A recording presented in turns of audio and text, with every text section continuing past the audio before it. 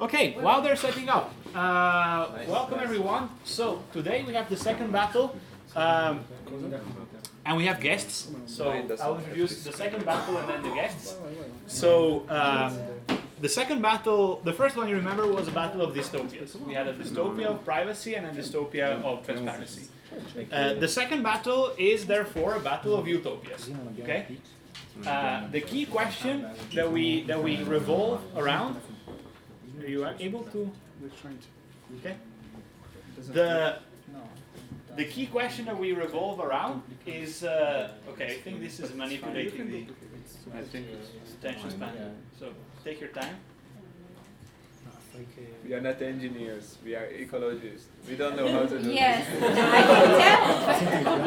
this. 1 hour later. Do you happen to have an HDMI to which You can go to fetch it in the okay. But if you need to do a lot of complex setup, you let the other team start. Does anybody else have the cable they need? 2 hours later.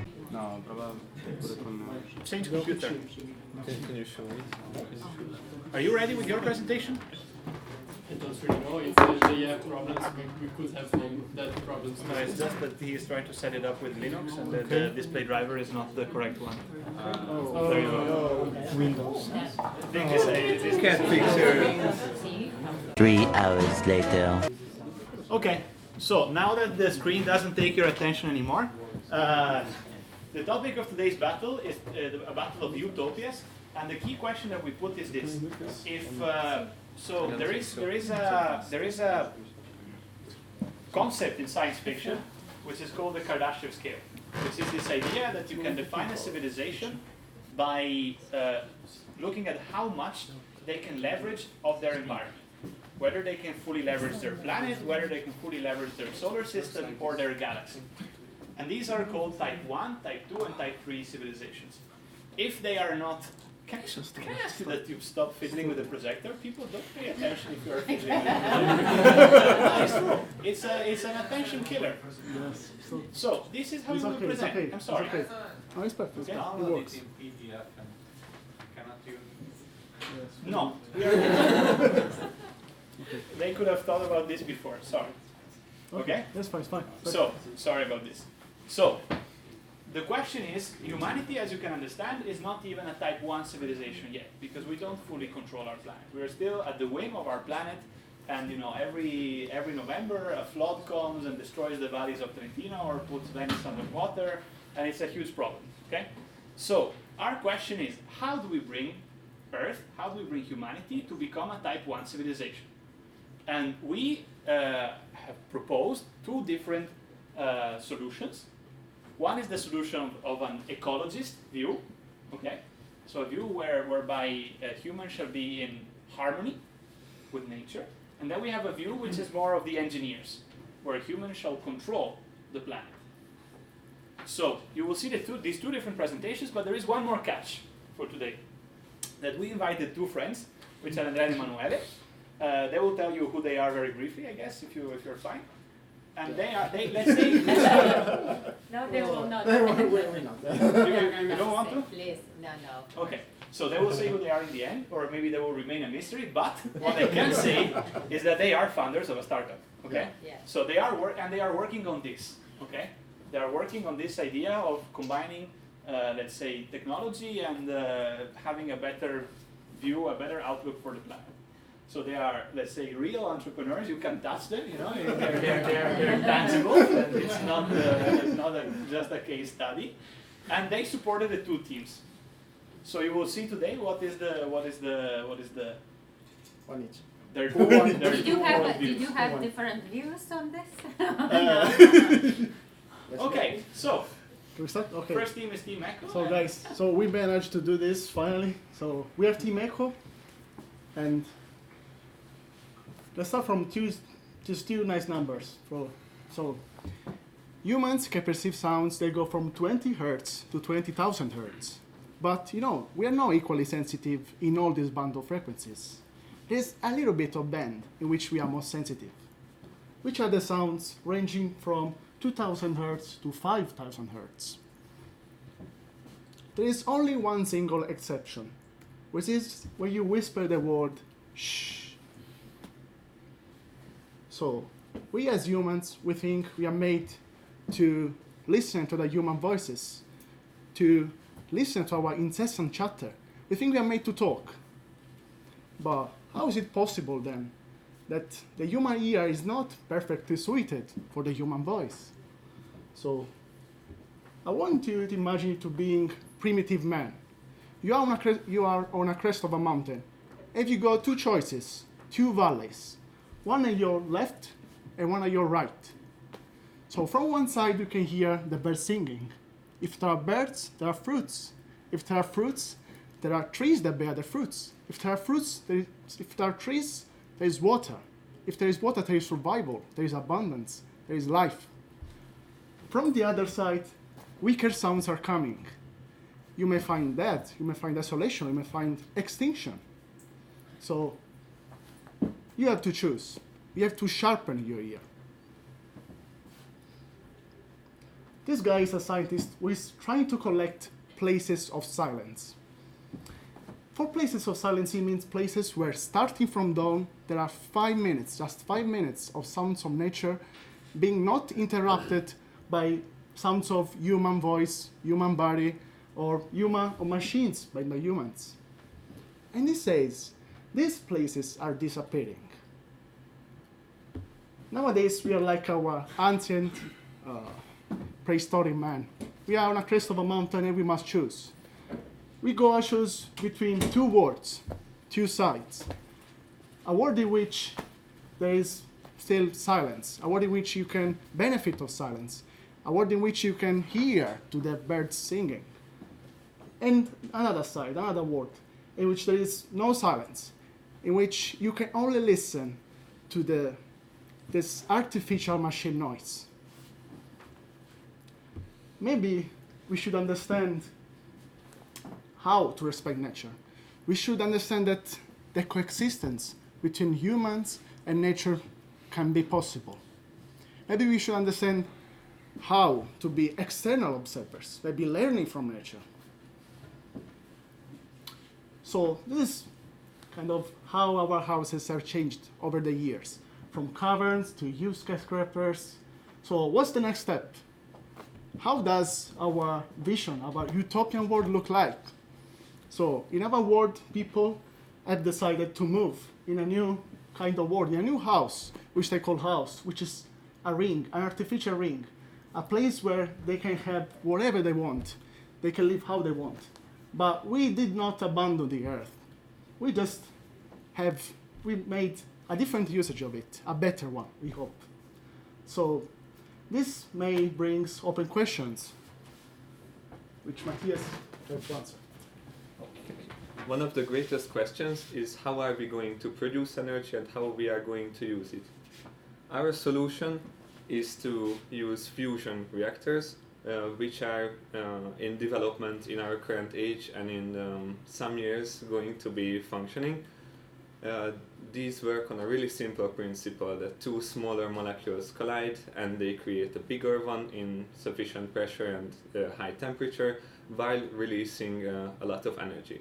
This is the same reaction that goes in our sun and powers nature currently. It has a lot of advantages which current solutions don't have. It has zero carbon emission, it produces no long-lived radioactive waste, and we have a lot of readily available fuel for it. We could use this technology for millions of years without running out of fuel. The other important question is transportation. How are we going to get around in our ring? We are happy to announce that in small distances we can prefer walking and cycling, so we can live a much healthier, much closer to nature this way. And on longer distances we can take the Hyperloop, which is a train that is so long it actually forms another ring inside our ring, and this train goes around non-stop. But to board this train you have to board an intermediate train which speeds up, and then you can board the Hyperloop for long distances, as you can see on the picture. To travel between the surface and the ring, we are going to use space elevators. These space elevators have three main parts. One of them is the tether, or a really long, you could say a really long rope that connects the ring to the surface. The other one is the climber, which is like an elevator shaft going up and down on the rope. And of course the base station at the base of the tether. This base station would be located near water, and our floating cities, which are going to be presented later, can easily dock these stations, and people can transform from cities to these tethers. Another open question is how much will this cost? What about money? Imagine a world with no money. A world where everyone can get everything for free, everything they want. Money, in fact, creates inequality and forces people to work. Who has no money cannot survive. Money is, in fact, just a tool invented to help the distribution of scarce resources. Abundant resources and advanced technologies allow us to have sufficient products for everyone and create a world which is fair. A world where there are no theft, where there is no envy, and there's no inequality. Okay, now I'm going to answer some question about how is life on this ring. So, let's start. Spoiler. Starting from the morning, probably your most hated part of the day.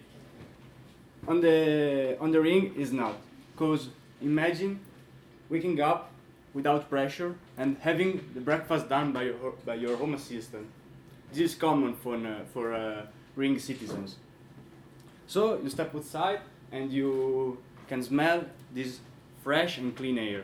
So you prefer to going to work by foot. And it's not only the healthiest way to move. It could provide energy to the ring through recharging. So there are no traffic jams. Okay, now it seems like you can see this connection between the ring and the citizens. This connection is thought by the teachers in school, and to make it possible that children learn the importance of this relationship. Okay, it looks like probably your real life, your daily time on the earth. But what about if I told you that you could work only 4 hours per day? Would you change your mind? The idea behind this philosophy is that what is important is spend time on things that you really care. So you have a lot of free time, and you can spend it traveling around and explore it and see the earth. There is a common goal. There is something that everybody cares on the ring, and this to make the earth great again. This is possible because they know that if they doing different stuff, they cannot stay on earth. So they have to move in order to make possible that the earth can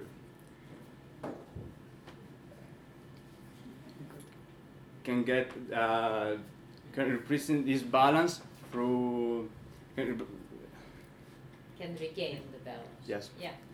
And but we don't want to stay here and watch this happen. Because we could help. And now Paula has the answer to this. Okay, so the question now is, if we are going to move outside the Earth and live in a ring, how are we going to use the Earth for? How are we going to keep the connection with it? Because the idea is that human beings and Mother Nature share their own resources and beauty. So we are going to, in our wonderful utopia, have these buildings. They are called ocean scrappers, and they look beautiful, I know. but they are also very productive and useful. They are going to provide us with all the food we need to feed the population. Basically, you can plant there whatever you want. You can have coral reefs, vegetable gardens, and on the surface, a lot of greenhouses. And this will also provide a lot of work for people, because they will be in charge of managing the crops, controlling the farms and everything, and there will also be people in charge of making a lot of research on the behavior of nature. And this is great because they will work for a common and good purpose, that is taking care of the earth at the end. Okay, so we also want to preserve the monuments, the Colosseum especially, because this is part of our history, of what makes us human, with our culture and everything. And this will also provide a lot of jobs to different people, because they will keep studying them, they will keep maintaining them in good shape.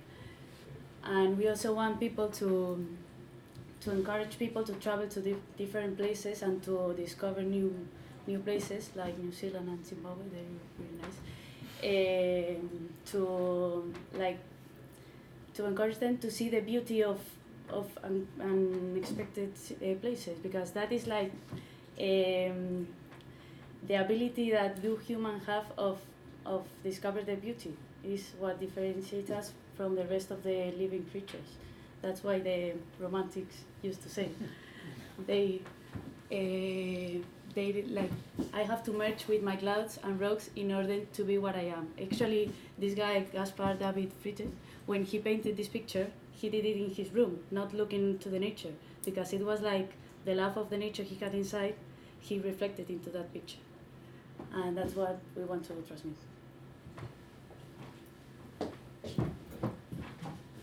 Hi everyone. So with this presentation we have seen pollution-less transportation, energy, healthcare, and these are part of our commitment to the earth, and they are represented also by the ring. With this picture on the left side there is our vision of the world, and it's green because we believe in a living, breathing world. And you? Thank you.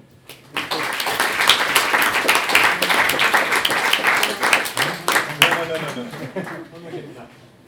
Okay. Let's go with the other.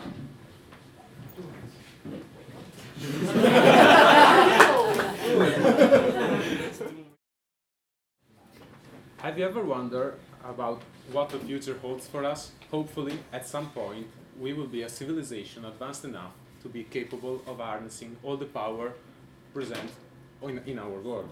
We are hereby providing our vision, the one of an engineering-powered utopia. Let the journey begin.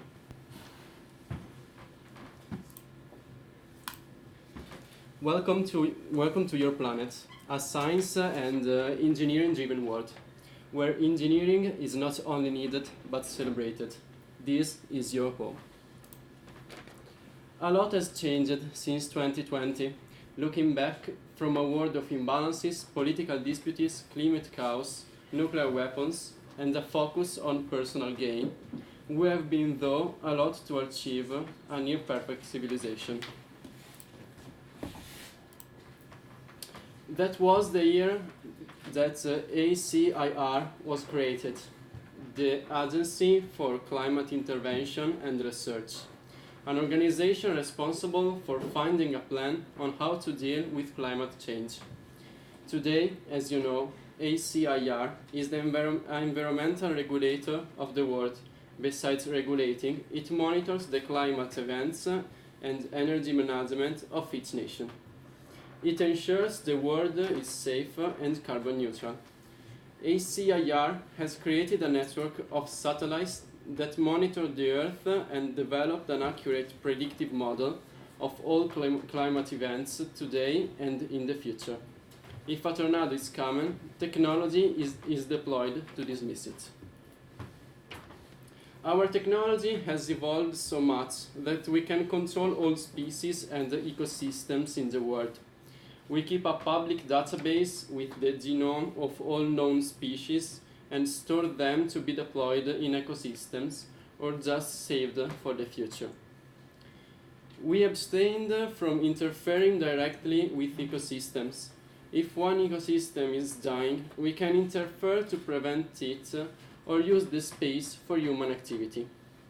We have dedicated closed systems for specific ecosystems to thrive and for research.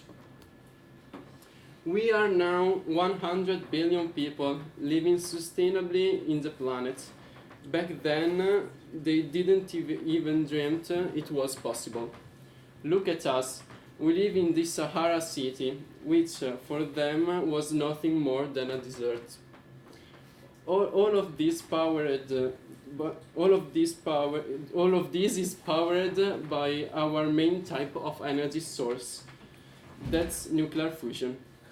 We've perfected it so much that a nuclear reactor can be as small as an automated pod. We have also retired old cars and reintroduced them self-driving themselves. Recycling became mandatory. 100% of our waste is recycled, even though we still mine. Recycling allows for the continuous growth in infrastructures.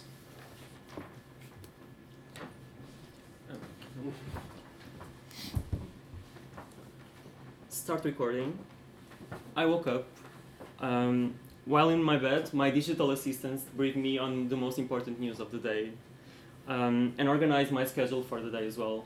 I love it that they take into account my potential productivity, so it's amazing.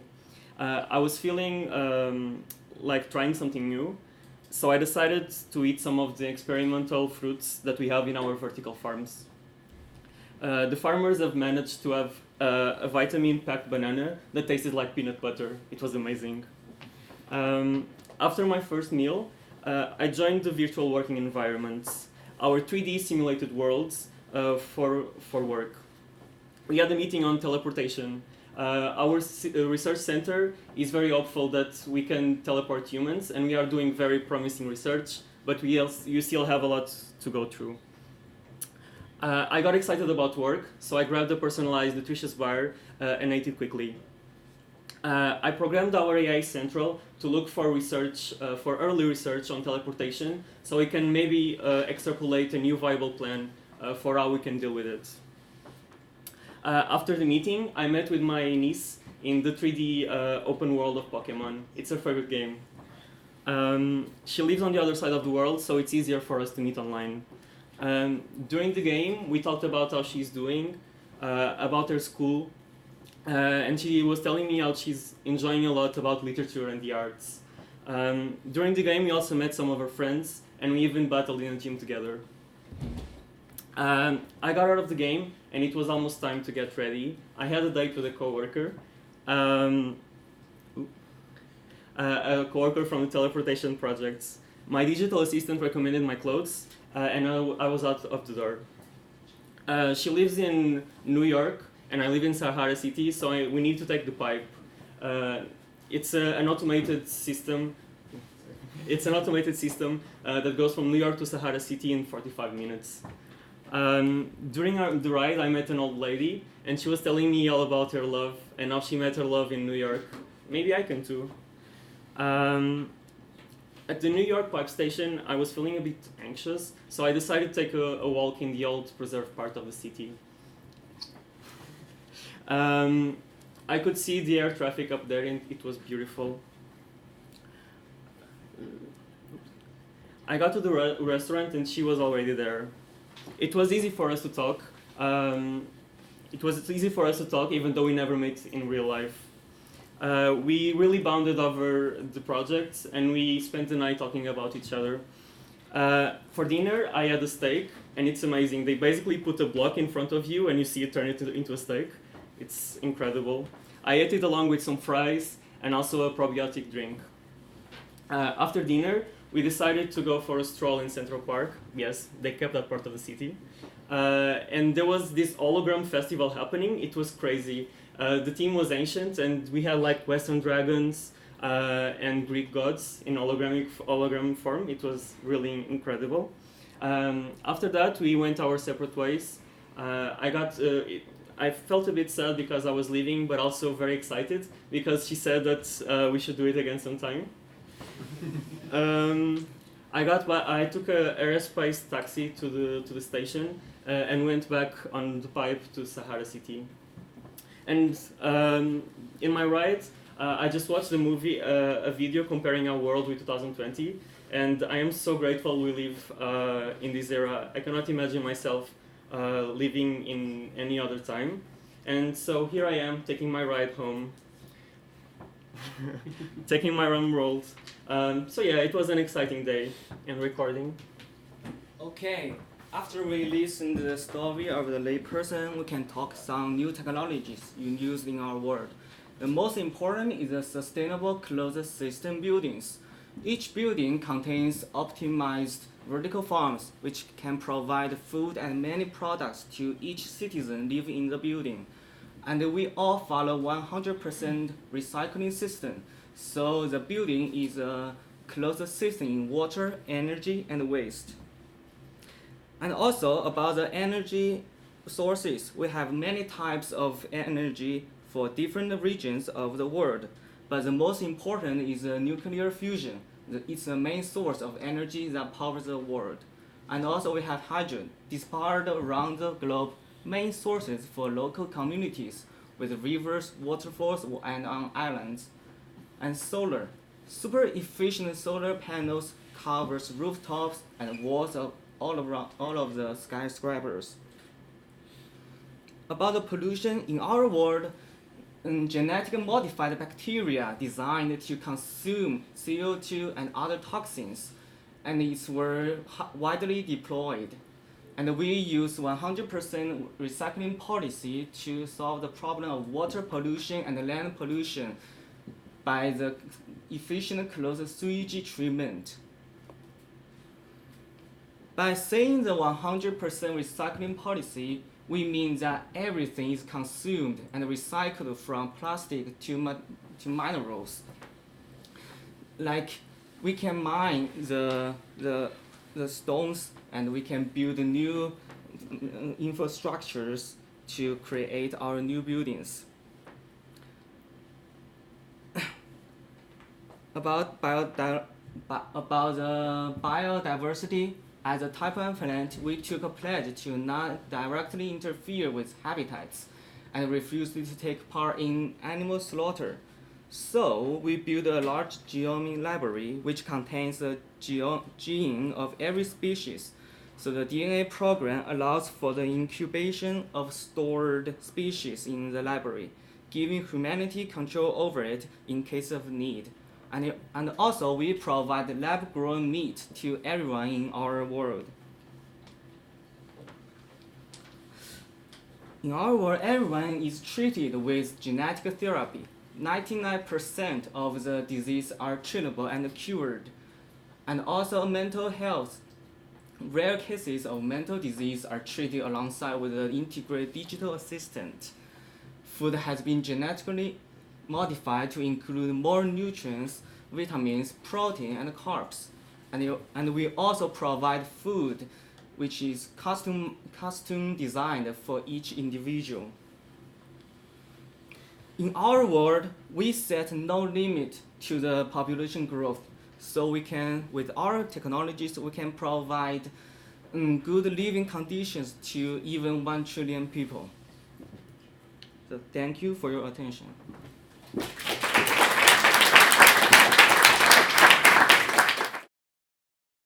Now it's up to you. I think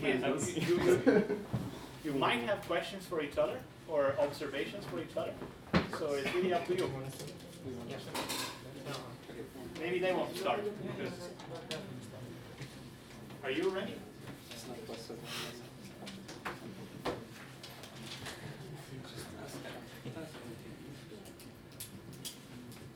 Please. Can I start?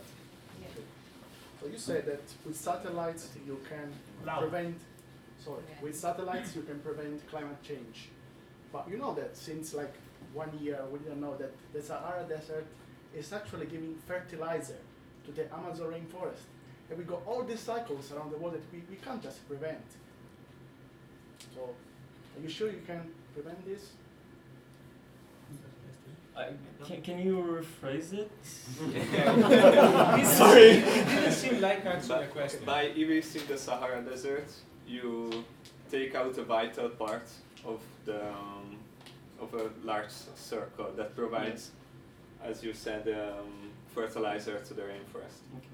The entire point of having a type 1 planet is that we can actually control the environment. So we have control of all the variables that are connected with the environment, and not only environments but also animals. So the network of satellites is only for monitoring, is not actually doing anything. So basically ASIR, which is the organization we created, can coordinate between all countries. If a tornado is coming for Europe, for example, they can coordinate with Portugal, Spain, and all the countries involved in an easy way. Regarding the cycle, it's no problem because we can control the environment. So if we change something in the cycle that affects Sahara City, we can also change something in the Amazon that corrects it. You cannot change the basic rules by which the biosphere operates. Why not? Because you can prevent, you can't just pretend to know everything. That's the point of having a type 1 planet. But if someone corrupt your organization which controls satellites and use it to destroy a city? As I said, like, the networks are only monitoring, they are not acting. Yeah, by using that data you said for changing actually. We already do this. We have satellites that detect tornadoes and then we send to the news, oh, tornado is coming in 5 days to the USA. It's something similar, I'm not sure if... Yeah, my point is, you say that, for example, if something is changing in the Sahara Desert, then you're going to change to the Amazon rainforest. Yes. But you know that the Amazon rainforest is cycling back to the water, the moisture from the Amazon rainforest, for example, is going back to the Sahara Desert, and we don't know what the cycle of the Earth is. Okay, but we are engineers, we have a model of the Earth. We have everything figured out. We know the hydrodynamics. We know how the stratosphere works. We know how the oceans work. And if a problem with the satellite occurs, the Earth can go completely crazy. A satellite is a monitor. With all the biodiversity, all the cycles of the planet, That's great. you completely destroy the system, the whole system. The planet, one number planet is Do you know about the uncertainty principle and the butterfly theorem? Yes. Then it is already proved that you cannot manage 100% okay. of the ecosystem. And don't your approach also believe that? Our approach I mean, if I follow the uncertainty principle, then there is uncertainty that your ring is impossible to create, and that you will have problems that will destroy the ring. So how can you harness like all the population in a ring where you have a certain possibility that it will not work? Okay, so just one thing. So your question was, how can you rephrase your question sharp? Because you followed up with another question. Let's keep the process. I know. So it's good, but just to make it clearer to follow. So your question was? According to the uncertainty principle, you cannot manage 100% perfectly your ecosystem. How do you deal with this? Okay. We don't need to manage 100%. We only need to manage when there's an uncertain event. We need to figure out how to deal with it. But you have to manage 100% to know all the consequences that dealing with that concrete event is going to generate in the rest, you know? You Correct. change a tornado and it will affect everything else. You have to know 100% of the things that thing is going to affect. You know? Okay, the thing is, imagine you have a tornado and you have a known chance of 98% of dealing with it. Okay, what we do is we act on it. Yes, there's 2% that we can also create another tornado in another place. If the tornado comes, we also deal with it. We are engineers, the problem comes, we solve it. How do you deal with the tornado? If a tornado does come, how do you deal with it? Our new structure can resist any tornado. Isn't that a superpower? Okay, alright, this is their answer. Now, if up to, we have already one question from the audience, but since we started from you, I want one question from you, and then we go to the audience, okay? So do you have one question? Yes. Yeah. Maybe it was the one that you were making before. Okay. If in type 1 civilization there is no depletion of resources, where can you find such a huge amount of resources to build the ring around the Earth without destroying the ecosystem? Okay, so it's just an improving process. So we're starting from building the ring, just taking material from our house where we don't need it. We're catching meteorites, we're mining, we're actually mining. We're taking resources, but we're not depleting it. Doesn't mean that we cannot use Earth at all. We just use it responsive. Okay. Yeah. Are you satisfied with the answer? No, we have. Actually, fun fact, and this has been researched. Only around 40,000 tons of material is coming from meteorites each year. How much? 40,000 tons, which is a lot, of course. But we humans, we mine each year only iron, 49 million tons. How do you plan on creating such an infrastructure? It's impossible without exhausting iron, without exhausting aluminium, lead, and everything else to create your perfect ring. And yes, if you are mining, you are depleting a resource, because iron doesn't grow just overnight. There are billions of cubic kilometer material under our feet, and we can also mine the moon. I think that was. Okay, moon you're saying is moon is in orbit, so we can use it. You said no in the laboratory.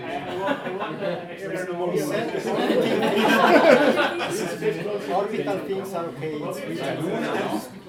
So they're saying we are mining the moon. Fair or not fair? This expression was not. Yeah, I agree. I think you need a better answer than we're mining. In the rules, there was written that orbital things can be used. Okay. If we get into rules lawyering, I think we are going to be making this very boring. We just think that they are the materials. We don't agree with the data they are providing us because we did some research and we just think it's plausible. So okay, but let me just get this clear, I guess, from you. So you think it's possible to create a ring which has a diameter longer than the diameter of the Earth, with only the resources that are on the Earth? Also 7 times as long. And also, Moon doesn't have iron, aluminium, and it does have a lot of iron. So, okay. Sorry, just because the moon we have excluded it, however. Yeah, anyway. So my point is this. This is a fair question. Why have we excluded the moon? Because this we did 4 hours which we were preparing the battle and we excluded it. If we want to really go through it now. Well, wait a minute. You know, it's very simple because they don't have the moon. So why should they have the moon? Okay. Okay? Yeah. So it's a matter of fact. They don't have the moon because they did not think about it. They don't have the moon because they did not put it in the presentation, not because we agreed not to. We're spending too much time on this. Can we have a new question? There is, I think there is a plausible answer to their question, and if you want to try to give it, it's up to you. Then can you Do you have phrase an the answer to this? question? They said, how can you make a ring, which is the diameter of the Earth, without depleting resources? This is their question. We can mine these resources from the Mariana Trench. We did the maths and it wouldn't deplete our resources. Okay. So you are basically digging holes in the oceans and filling it with water, just to have an idea. Why do you have to fill it with water?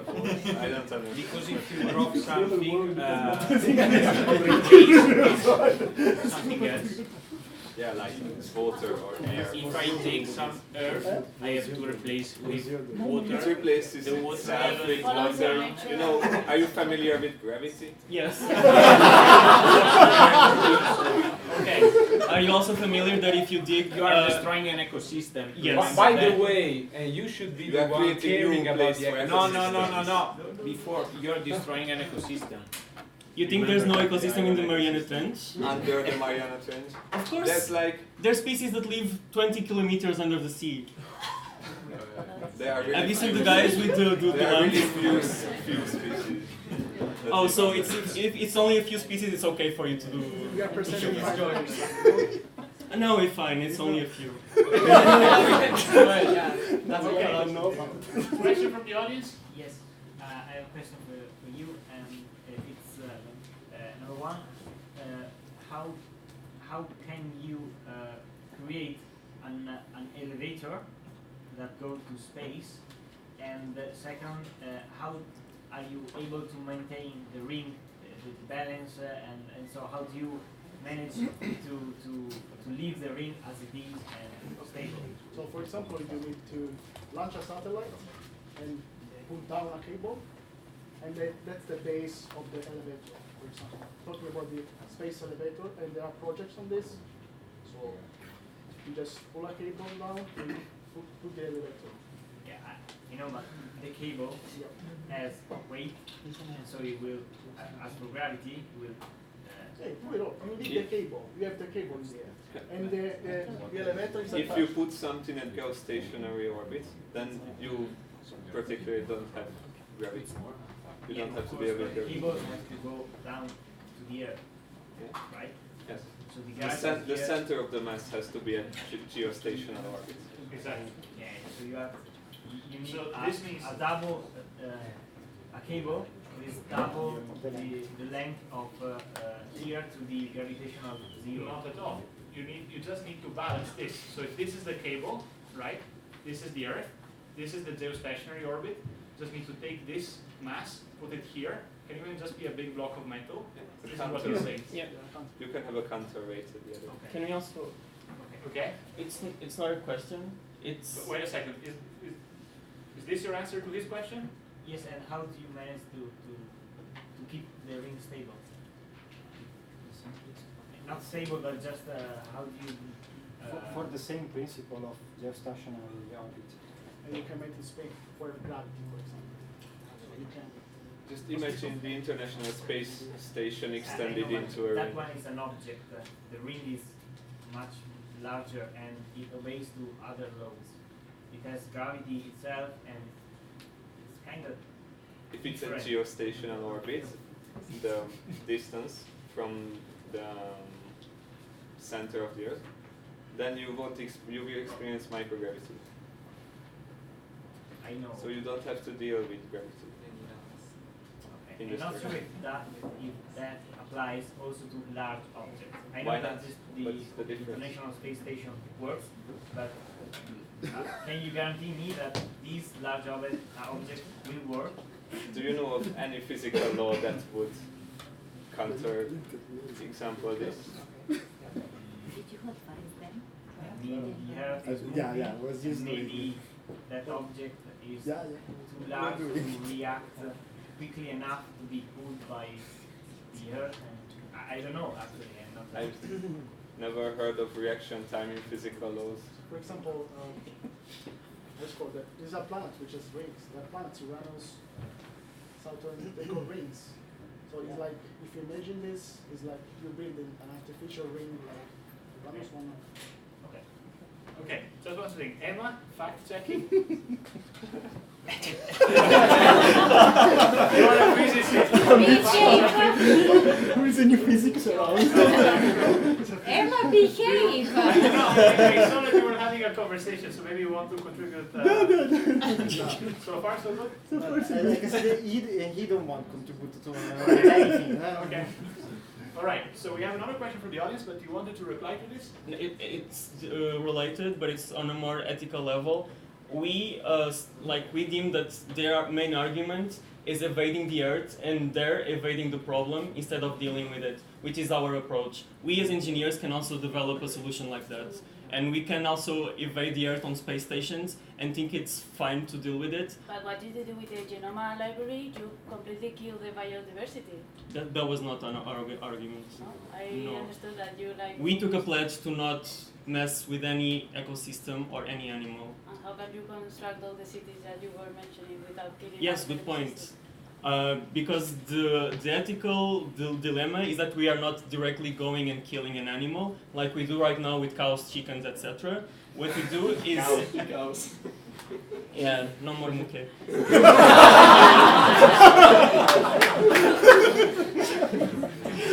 The thing is, yes, we are affecting the ecosystems, but we are not destroying them directly. We are not going to the Amazon and deforesting. If an ecosystem dies, yes, we can use it. So, can I ask something? Just do you really think that you can manage 1 trillion people, people without just deploying everything on the Earth?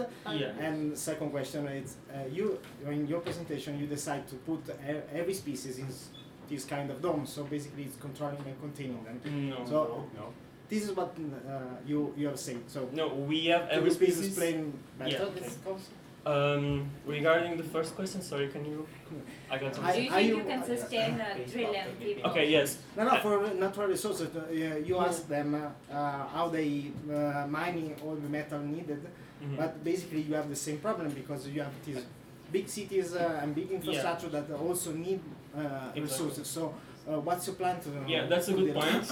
The difference is that they are not supposed to deplete resources. We can, and we decided, yes, we deplete resources, and we take our responsibility for destroying iron, for destroying aluminium, and all the minerals of the earth. And that's the ethical difference between us. Is because we do it and we assume it, and they don't. We have to preserve biodiversity. We don't have to not depleting resources. That is actually written in the Tichiste that Lorenzo gave. But okay. Regarding the second question, the prediction about 1 trillion is not actually ours, it's from specialists. And if we do a quick Google search, we can look for it. And yes, but we are engineers. We can build 3-kilometer high infrastructures. We can go even underground not for humanity, but for machines. We can hide everything so that machines are underground, people are upper ground. Yeah, but my question was how you manage to mine enough material to build your cities. So it's the same question for them. That's an amazing. Your two groups have the same basic problem, but yeah. You're supposed to control the natural resources, and they're supposed to also help biodiversity to sustain themselves. So that's a good question. So basically, what we did, we are using actually sewage waste like poop to actually build building blocks for buildings. Seriously? And this is also something that is already being studied and done. And also through nanomaterials, we can create not only resistance, but also materials that use way less other materials. So yes, we can create like infrastructure like this that uses less material than a cement block. Okay, so we have one more question from the audience. And you want to I want to add a thing. Let's get for this. 2 words. Okay. No problem. For this. Okay, 6 words already. We are building our skyscrapers for being sufficient themselves. So if we add another skyscraper, it will provide the water itself by collecting that. The vegetables and all the fruits will be cultivated in the vertical farms. The waste problem will be resolved in the building. So we don't have to build all the infrastructures for all those things. So we can expand our city cheaply than now. Okay, And 224 words. Sorry. Okay, question? Is for Team Eco, and like as you said, you are trying to shift from Earth to some other planet or moon, like wherever. So you'll need some kind of energy and force to build such kind of space or a cable which he was talking about. Because there is a gravitational pull, and to oppose it, you need a kind of force which will more than the gravitational force. So if you create that, you will be destroying the nature and environment, like directly or indirectly. I don't see the logical connection between the two. Like, we can have a lot of energy. We are allowed to have a lot of energy. Energy will destroy the nature. How you can produce so much of energy and force to? So I think her question is, how can you produce the energy that allows you to set up your solution? Fusion reactors are 10 million times more efficient than fossil fuel according to current research. So if you take all fossil fuel energy production and compress it to 10 millions over time, you will get like this amount of space. So we can produce the required amount of energy with fusion reactors. And what about the side effects of producing that? Lower carbon emission, almost no long-lived radioactive waste. Totally positive. Okay, are you satisfied with the answer? Okay. Then more questions from the audience, or shall we go back to the team? Okay, so I didn't see a priority, so I say let's go from Francesca, and then we go to okay. So I would have a question for the team engineers. Do you want to? Okay. Is there any question from the audience for the team engineers? Okay. So then I will make a question. Because everyone is clarified. Or you want to? Okay, let's have one more for Echo, and then I go to engineers. So from the presentation, I saw basically two teams acting in the same way. Like they are the team engineering, and you are the team eco. So I expected lots of like harmony with the environment, and not just engineering without affecting the environment. So what I'm missing in your point? I mean, I expected more harmony in your approach. We will still going back to the earth and enjoy all the monuments and everything. If we want to be connected, that's what I told. We are going to live surrounded by the earth, but keep in contact with it. But the thing is that we don't fit now. The way of living we want to have doesn't fit in the earth right now. Well, right now it's in 100 years. So we want to go to the space, but keep going to the earth. Yeah, but you are basically living Earth.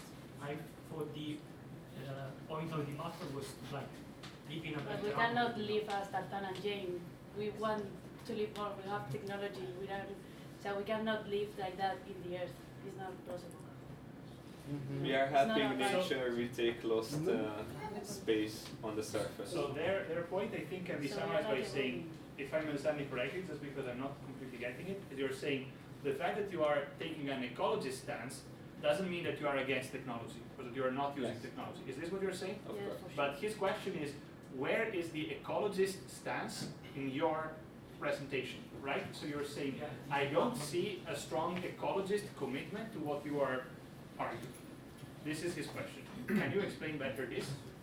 It starts everything from the cycle path of the events on the Earth. So if there is a tornado, we respect that there is a tornado, because we know that it provides feed for plants and other stuff. But the idea is more about how people live there. So they don't work so much.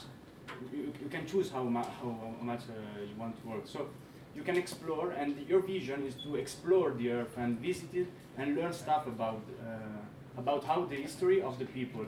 Our idea is to be on the part of people that want to respect the Earth. It's not. You don't have to work if you have everything you need. So you're saying you don't want to overproduce, because the overproduction creates this disbalance on Earth. Somewhat. Yes, the production is based on what people need. So. So you produce as much as. I actually have a question related to. You presented this model. Yeah, sorry, just for a sake of balance, I would have them respond, and then we need a question for them. Otherwise, they're only the ones being put on the spot. No. Simply to clarify this. Okay. Because I didn't understand also in the same line. You pointed the introduction of these spaces in the ocean, what do they call spheres, for producing. Were they just an element, or are they a way to keep that level of environmental balance? They're a way to take like the things that the earth provides us in equilibrium way. You know, we can take resources of the earth if it's eco-friendly. We are trying to produce more oxygen than. So they're more for oxygen, not for production of food and other. When we are on the Earth, we are trying to heal the planet. So our presence is also for fun and to visit, to explore, and to learn stuff. But our presence is to help the planet. Okay, so we'll have their reaction. Regarding what Paula said about that the vision of humanity is to go back to the earth, visit and learn, to me that just looks like a dystopia where you got stuck on the past and you just want to go and visit monuments that once existed. You have no vision for the future. You're just holding out to a ring. Do you mean to destroy all historical monuments, our birth No! heritage? Come on, I went to a stroll in Central Park. That doesn't do anything. I'm just saying that we are having an innovative approach. We want to reach a future. We have a vision for humanity. We are developing teletransportation, for God's sake. And you just seem like you're stuck in a ring, waiting to go back and explore monuments and learn about rabbits. We are much more closer to a Type 2 than staying on the surface. Sorry? We have a longer vision since we are already closer to a Type 2. Okay. Yeah, so your ecologist approach is to actually live Earth. Our ecologist approach is to live and let the others live too. And then you're going to go to another planet and do the same. If we want to become Type 2, then we have to do this. It's not how it works. You can imagine a ring as a new house, a new home where you live. We have to look in the Imagine future. to work like for 3 hours and you work as a hobby. Then you go into the earth and you can live in harmony with nature. That's the point. Because you go in the earth, that's what you want to do. Okay, so audience, do we have a question for the team engineers? Yes, please. Have you watched the movie Wall-E? Wall-E. It's an animation movie. It's about like post-apocalypse world that human developed too fast, and they destroy the world. They had to end up in the space. So how could you prevent that? Prevent that from happening? Okay. I can answer. So what we said about the sustainable closed buildings is that society, in our society, there's no longer a sewage system that goes across Italy or that goes the entire Trento. Like we have each building, and each building is closed. There's nothing going out, and there's nothing going in. So there's actually going in like solar energy. But for example, sewage, plastic, minerals, everything is treated and recycled on the spot. There's no visionary post-apocalyptic vision of Wall-E where everything is trash, because there is no trash. Can we react to this? Yeah, If you can react. there's- First, are you satisfied with the answer? If there's nothing going in and coming out, I corrected it. Then you produce smartphones, cars, televisions, everything in every building. Is that correct? No, that's for the living space. Okay, so do you understand the question? So his question is, what about the goods? So yeah, exactly. Okay, yes. Then what I mentioned about in and out was about like the living people, like poop, urine, etc. Byproducts of human existence. Thank you. Byproducts of human existence. Regarding other goods, yes, they are developed. But for example, Microsoft just now announced a battery that will last 1,000 years without being charged. Where do you recycle these goods? Sorry? Where do you recycle these goods that are imported into each building? I think there's a technical aspect, but they can just go into the recycling system and be I transported. think their question, if I can try to, because I think it's a bit hard to grasp, but maybe I can try to rephrase it. Their question is, you are saying that each building is a closed system, however you have a bigger system which generates some overheads. Yes. Yet you are claiming this is 100% sustainable, recyclable, and so on. What they're saying is, what about this overhead? It sounds like this overhead is still not managed in your vision. Is this what it was your Yes, okay. There can be a system, let's say, where we do that overhead. And then how can you manage the system that is fixing the overhead? That's the same problem with you then. I don't see why, like, okay, you have a sewage treatment in Trento, and then you have one in Italy, and then who governs Italy sewage treatment? Our top level organization is ASIR, and ASIR develops the environmental laws that each country needs to follow. So in the last resort, they are the responsibles for enforcing laws and for enforcing irregularities. Reaction from your side? I don't get what you're trying to say. ASIR, the Agency for Climate and yeah. the Reaction thing. from your side? So any mistake in ASIR would cause a global disaster. So leaving a smartphone on the floor would lead to a global disaster? No, a problem in ASIR, since it is a centralized system that manages everything. No. A problem in this system would cause catastrophic results in every place. Okay, ASIR takes a defensive position. It doesn't act on things. For example, let's imagine the UN. You can think of something like that, where ASIR's main goal is to monitor and control. It's not like a communist entity that governs the world. But their key question remains. Their key question, which I think is relevant and is not addressed, is the following: how do you manage your whole system? The resilience of your system is independently linked to the resilience of the organization that runs the system. Yes. How do you ensure that the organization that runs the system is resilient? This is their question. The organization that runs the The organizations that runs your system is this ASIR, yes, right? How do you ensure that this organization is resilient? How do you ensure it does not get corrupt? Yeah. How do you ensure That's it does very, not? that's very interesting, because in our idea we developed a new type of government. It's not worth to explore, but we did. There's no more like democracy in the sense that we know. We don't elect representatives. We don't elect representatives that we hope will act So upon. it's like dictator. I didn't say the idea. Okay, thank you. So we don't elect representatives. Each person with their human brain interface, they can vote on proposals. So it's actually the people that go and vote for everything. But people are not specialized. Normal people, they are not specialized. They don't know really what. We live in utopia. Everyone is educated. Everyone is there. Of course. Everyone knows about everything.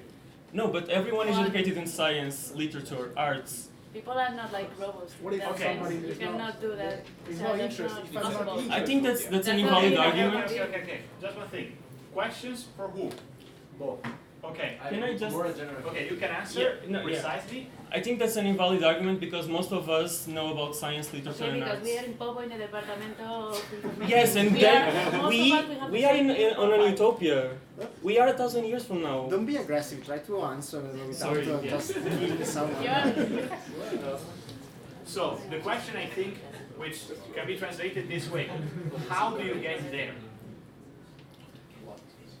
How do you get to? I mean, it's a utopia, but how?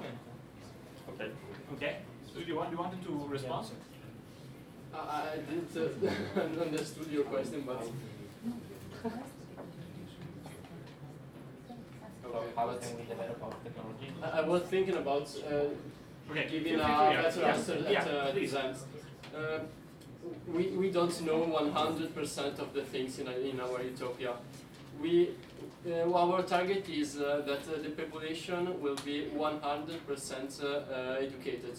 So 100% of the population has a minimum knowledge of everything. So the decision will not be taken like would you change this law by those two words, and the decisions are more general. It's like okay, the sea are no, it's not a good example. Okay, we have to change the education program. Would you like more this or that one? Or That give is not another possible. choice? People are different. They born differently. You know, people maybe a Latino likes to paint and everything, and he's the best painter ever, and I'm the best computer science. But even though we receive the same education now in 100 years, he will get for the green parts or whatever, and I take for the computer parts. You know. You are developing as if we are robots or something like that. That's not, you can we find have my point. we have the technical part of our government, the people that are, let's say, technician in politics and let's say technician in politics that they don't take decision but they act for the decision that was Only already 1,000 taken. people can decide for that. The decision is general, is not in particular. In concrete, you mean? Is not decision is taken for. In general, once decision is taken, doesn't refer to specific cases. Yes. Is this? So you're saying there is a direct democracy that just governs the high-level decision-making of the society. We're not talking about the low-level decision-making, we're just talking high-level decision-making is taken through this system of direct democracy. Okay, I want to change a bit the voices so that we get some more. Andrea, you wanted to make an observation, and then I want to go back to the main audience. I just have 2 points, one for each team. For your team, the vision of utopia, or something that I catch from your presentation, it's okay. There is a part of the planet that is well managed and everything is controlled, and all the not to be controlled part like production or whatever, it's elsewhere, not yet determined. So you wasn't so clear about all the planets. You just described few cities and it looked like some futuristic movie that have a part of a population that it's well managed, everything is perfect, and the rest of the world is just covering scrap. So this is something that I didn't get. Okay, so let's do, thank you. Let's do like this. Just because of time, and we saw that last time it would be better to have a break. Let's collect 2 or 3 questions, because we have a bunch from the audience. We take a break, we return, and you start answering these questions. Okay? Just because yes, but it's more of a principal point that Andrea is perfectly. I think everybody understood. And for the other team, it's I think. Of course, you're my team, so I know more background on your presentation than others. But the main question is, you didn't present why you decide to move out. So after break, maybe you can answer to more. All right. So we have one from him. I had one there and one here, and also you. Right. So let's get the main points. For crisp questions. Yeah. Because they will think about this during the break. How you can say that you are developing a more engineering solution than the other team, and for you, how you can say that you are more ecologist than the other. Okay. Because I think they are just 2 different solutions. But okay. So how do you state your identity as engineers? How do you state your identity as ecologists? Okay. As part of your core philosophy in the way you structure your world. My question is similar to why do you think that an orbital ring approach is better than finding solution staying on Earth? Okay. My question is to echo that you mentioned in your slides there will be no money in your utopia. What's the motivation for human to work? Okay. I would like to ask to them. You can control. You say that you can control every part of the planet, and how do you guarantee that these will not create disasters? For example, you plan a lot of things, but then something goes wrong, and maybe can create some disaster. Black swan effect. Next lecture. They're looking forward to it. Yeah, but shout because they don't hear everybody. Okay. You said you don't need money, and basically everyone can get what they want with very few work. So that sounds a little bit communism to me. How do you make sure that society is stable? Because everyone basically got the same natural resources, but the power to govern, to regulate is still limited to a minority. How can you, society reserve pyramid, how do you make sure society is stable? Perfect, thank you. Okay, so let's take a recess of 5 Can you rephrase the last question? His last question is, in a world of full equality, where you have money is a driver for inequality. Inequality is not just what motivates people, is what creates a society where people want to have something to aspire to. So it's related to motivation. how do you make sure that your society without money creates a world where you're not just have a full flattened view, but there is some diversity to leverage? I did a bit of a rephrase, but I think the spirit is pretty much this. Okay? It is similar to the previous It's similar to question. the previous one about motivation. Okay? So, let's take a recess of about, let's say, a bit more than 5 minutes. We can start here a bit later than 4. Okay? Just so that you catch a breath of air, have a coffee. Okay, back to science fiction. I would propose this. We start. Okay, all ready? So, we have these questions from before. My proposal is this. We start from team engineers, try to re-grab the point of the discussion starting from these questions.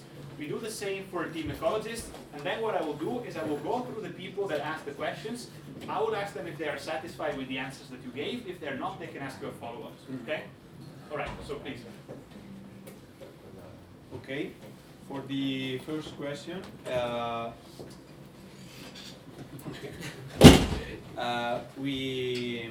how goods are created, okay? We create goods with smaller material and with a super nano intelligent system that can create products. We see the world as an ecosystem, and there is not the notion that we have now of nations.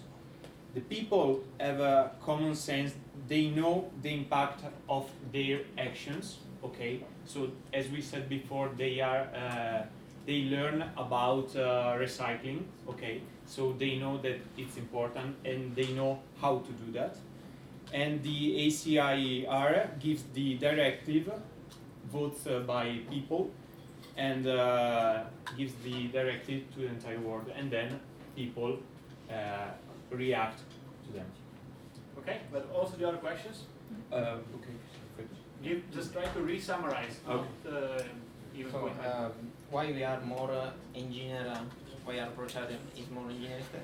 Because our society is innovation oriented, so we can keep trying new things also in laboratory and also in real life, and if something goes wrong, we have a backup system and we can restore everything like it was before.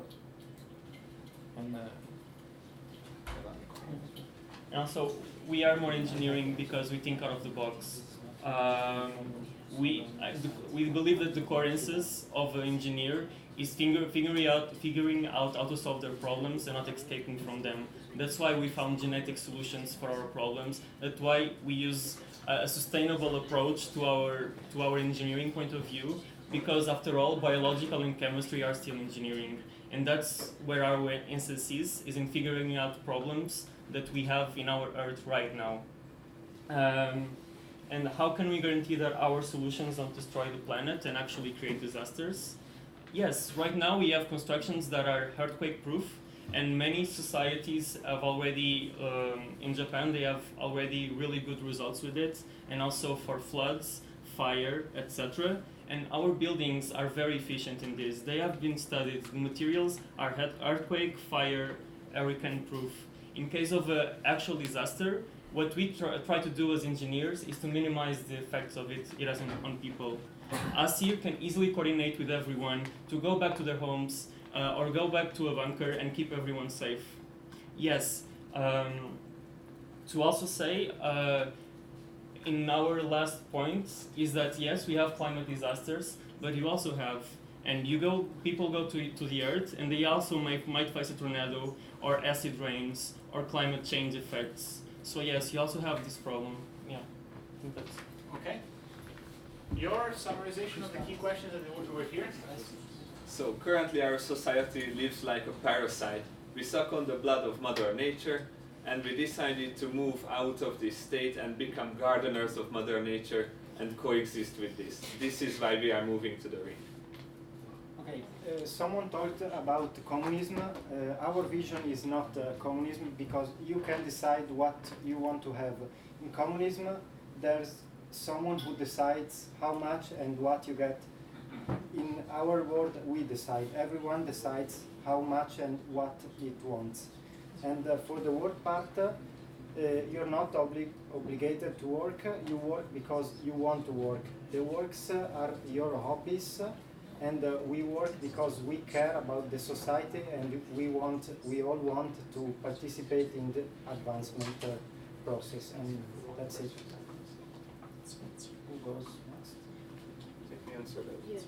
Did we Did you answer? answer everything? Okay, so let's go through the audience. Andrea, your question, satisfied with the answers? Satisfied, thank you. Okay. Your questions, satisfied? So, if you want, you can follow up. This Yes. is your time. I don't see the difference between, okay, you are acting like engineer, I agree, and you are like acting like ecologist. But you are acting also like engineers because you are like creating this ring, and also you are caring about Mother Nature. So That's the aim. That's the aim. Okay. Okay. But you are using difference the technologies, but you are acting like an engineers, also like them. I mean, I don't see the difference. Okay, so can I rephrase this into one other way? Define one feature that you have in one word. Okay, you have one word to say. One thing that you have and the other team doesn't, which define you as engineers. One word. And also the same for It can the- be pizza, ice cream, whatever. One word, Yeah. What which is- defines you as engineers and shows the difference with them. And I will ask you the same question. Is the same. Yeah, we have courage. Courage. Okay. So you're saying we are brave, they are cowards. Okay. So your word, what is in one word, summarize why? What is that you have which makes your value proposition, let's say, unique? Why are you ecologists and not engineers? What is the thing that makes you ecologist in a true sense? Using technology, but you're still ecologist, that differentiates you. In one word. Coexistence. Coexistence. Okay. So these are their.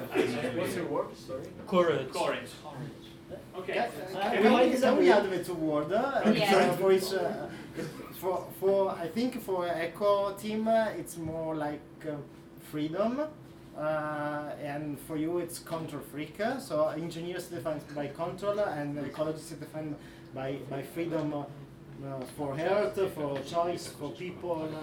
Whatever. So Okay. Actually, this is interesting because I was thinking if I had to summarize the two key differences, is that this is precision and control. Okay? There is unbridled freedom. Okay? So these are the two words that I was also having. But it's interesting because they have a trade-off. There's not a qualitative. No, it's not a judgment about good and bad. Okay. I would actually add a different point. For me, one would be about balance, and they said coexistence. Okay. Because with regards, if this is what you want to maybe achieve, is how to go back to a balanced or coexisting world where you're not harming nature. The way I understand for you would be more the ultimate advancement of technology that manages to, to actually create another world, another type of world. Okay. I want to finish going through the questions, and then I have one more. Yes, please. So your question. Were you satisfied? You had a question, right? Before the break. Yes. Are you satisfied with the answers or follow up? No, enough. Satisfied. Satisfied. Your question. Satisfied or follow up? Not really satisfied. Please, because follow I up. believe there are good virtues of people. Also, there's vice of people. People have laziness, have many bad things. If I wake up, I don't want to work at all. I just want to stay at my home. Who's going to farm? Who's going to do anything? Do you have hobbies? Hurry, yeah. Hobbies. What if I say you could do your hobby as a job? How about my hobby, just sleeping or playing? Are you familiar with the concept of UBI? I think his question is one key point. Is how do you develop motivation for activities which we now define as healthy and not passive? He said Right? play. He said play. You said playing. Playing is your hobby. Play video games. But you So, say, what if you know it's sleeping or being lazy? There were studies in Canada where they let people have money without working, and 97% of them still worked because they had a passion, they liked the job they did, they searched for new jobs which they liked. So I think it is rooted in our nature to contribute to society, and this is what is driving us, even if we don't get money. If you don't work, you're out to a space station. I don't agree. How about 70% like people like playing video games, and maybe 1% people like farming? We can use technology, so 1% is enough to sustain agriculture. And we have good education. No. If you want to, okay. You think it's enough? Okay. You want to have a reaction? It was the point that Marco made, that 1% of the population is not enough to do agriculture for the other 99. Objection, it is. It currently is. So, yeah, they have to use genetic modifications, but it's not ecosystem. Well, if you use genetics. in Italy we don't have GMO, but we have 2% of farming population. But how much population they have? I think we shouldn't Actually, this is a good point. This is one good point. Something that I wanted to ask as well. Your vision is missing the population figure. Do you have a population figure? How many people live in the ring? Okay. Take some time, but I want to continue going through the room. Your question hasn't been answered before you need to. The question was, if you are calculating like 100 billion. in nature, let's say you can control the DNA of the species, how can you guarantee that these will not lead to future disaster? Let's think about a disease maybe. You modify the DNA, and then later on, all the population will develop a disease just because of that modification. And in general, every modification, climate modification, everything. There is one more point. Thank you. I just want to summarize this with another angle, but I think fits in your vision. The point is this: if you are preserving all the species that you have to keep in mind that evolution is an ongoing process. It's not a static process. If you are taking a snapshot of everything that is here now, and you are freezing it in your genetic lab, how do you make sure that when you restore the backup will be compatible with the environmental conditions, which are the new ones? What about evolution, if you will? What about evolution? Yeah, that's correct. But also, we already as humans play a role in evolution. Evolution is happening as we go. Like, this building is part of evolution and is changing species. And we believe that humans have a part in evolution, and this is our part. We just think about this because we are philosophical beings and we like to think about the big questions. But if we couldn't, if we had a filter, we would still build and we will still have our impact. That doesn't renegate the fact that we have evolution, because we are part of the evolution. Okay, I want to have their population figure, and then we need to move towards the wrap-up. What is your population figure? Since we have a larger area for agriculture, we calculated 100 billion people, but it depends on the thickness of the ring. Okay. Okay, no follow-ups. Sorry, this was your chance to giving a... Can we also have a question to them then? Because they had a question for us. And then I go back to you. But he just wanted a number. It's not complete the question. No, but why you don't have to give a number necessarily? Sorry?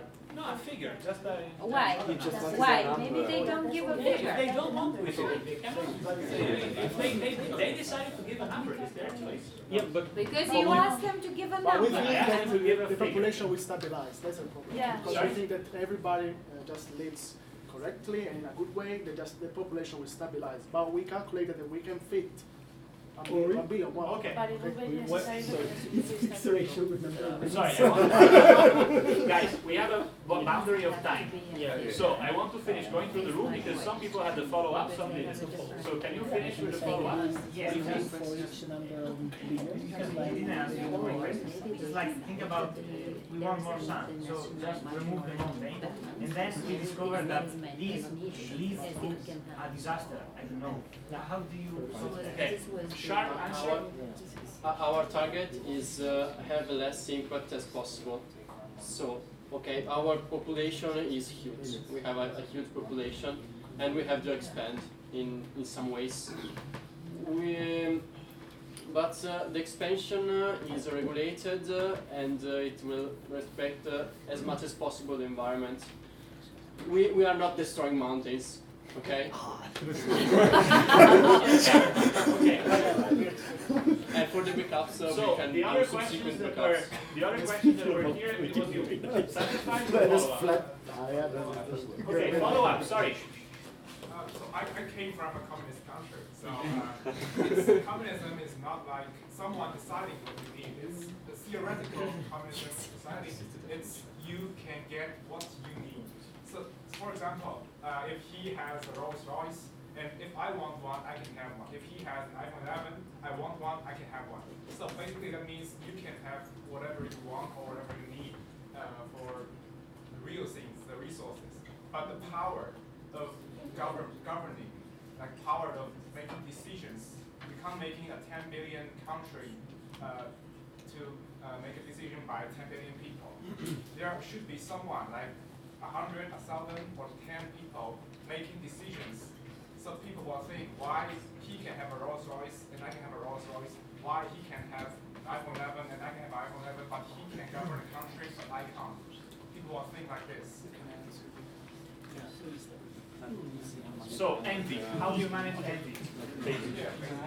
Because you cannot give everything to everyone. How do you manage envy? If I get it right, I think it's about power. What more than envy? Yeah. It's not about envy. Why not? The question is, his point is, it's hard to believe that you can give everything to anyone, to everyone. So how do you manage envy when you cannot give everything to everyone? It's not even envy, it's even ambition or wanting. Yeah, but it's about ambition. He was talking about power. So we were thinking about ministers. For example, for science, we have Minister of Science, a group of ministers. So they can make decisions based on science. They have knowledge. That's the point. So we don't have anyone that's governing at the government. It's just groups of people that are taking decisions, but they are chosen actually by the population. So it's more about if you have commissions, it's more about commissions. It's not like democracy nowadays. So your answer is the stabilization of society comes to the fact that I have a series of ministries and a series of, let's say, policymakers that are able to make wise decisions that prevent the collapse. No, we don't have a fixed number. Okay, and it's not a matter of number, yeah. It's just, okay, so now, now I would propose to do this. We need to conclude. We need you to draw conclusions. They had a question first, so can we I have think a it's last too late. question? I think it's too late. Okay.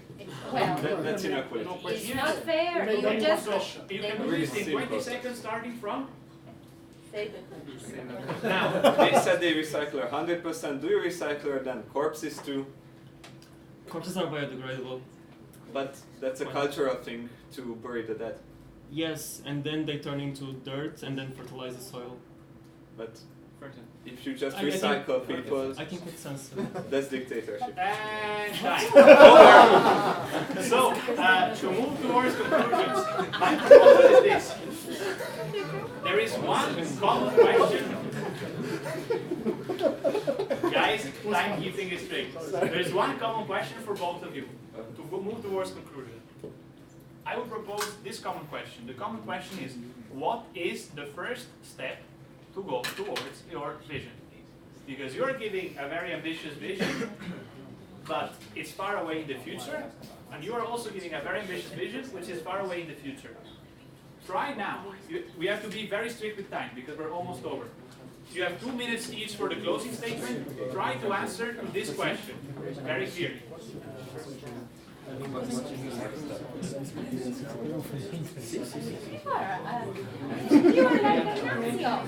like a The right honorable gentleman should know and should defend the art of saying.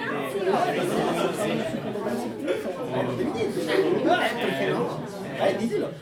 Fredo mi dio proprio non si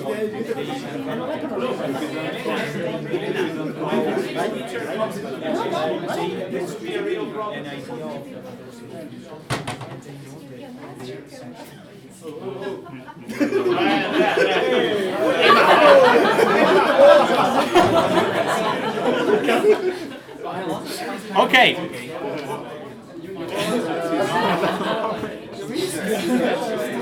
So, while are you ready? Are you getting ready? Okay, ready? No, but they are, so they start.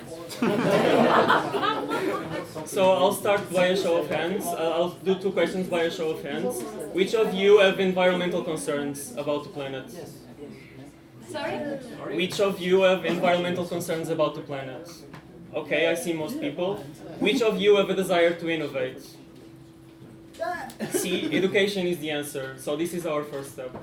Okay. Okay, that's good. So I reply that we also believe in education because we need well-educated people with recycling to start building our brain and our world. Because we think we are bacteria on this world, and we want to move to make the world, our garden to live in. And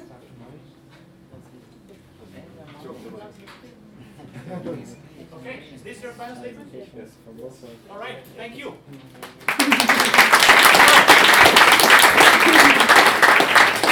We can do. I think we can still use the European Parliament model, but next time I want to use the English Parliament model for voting, which is the one of saying, the ones in favor say aye! The ones against say nay! But yeah, for this time, let's still be civil. Let's still be European Parliament model.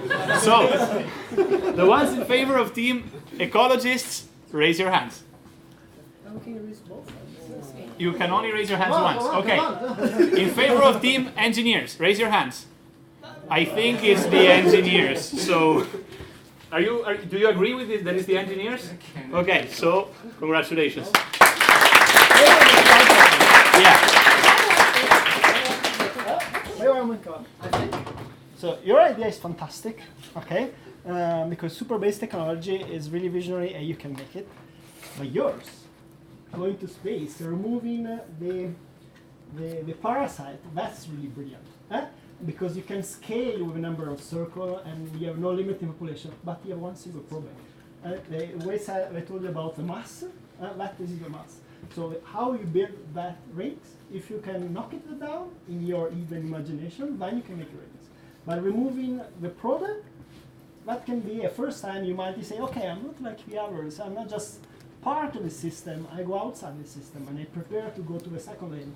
So your scheme was more oriented to go to a second level humanity, but you miss super light materials to build rings. So now it's a little difficult to do it. That was really brilliant.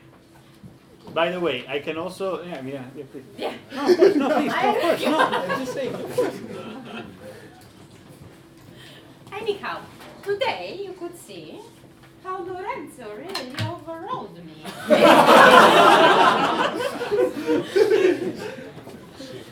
Joking apart, okay. British Parliament. No, I want to actually make one conclusion for me, which and maybe relate to all of you. And it is to the fact that I think they have a point, the ecologist team. The problem is we need much more study and understanding into the vision of that world.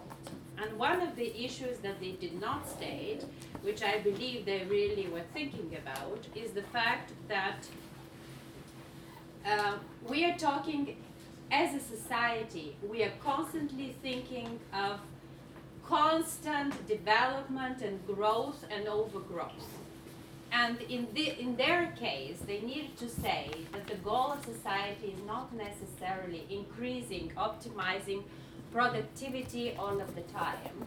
And there is a need at some point to think of how to balance further progress, technological and production, with the needs and building a more harmonious world. Okay, so this was one of the issues. Just to follow up. Even getting to the point of even saying we could have degrowth. We don't necessarily, because there are some of these theories now, and you might check them out, you know.